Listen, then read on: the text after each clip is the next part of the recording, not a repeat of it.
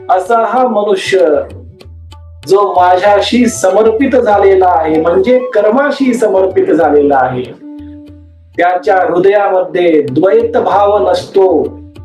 तो मनुष्य द्वैताकडून अद्वैताकडे मार्गक्रमण करत असतो.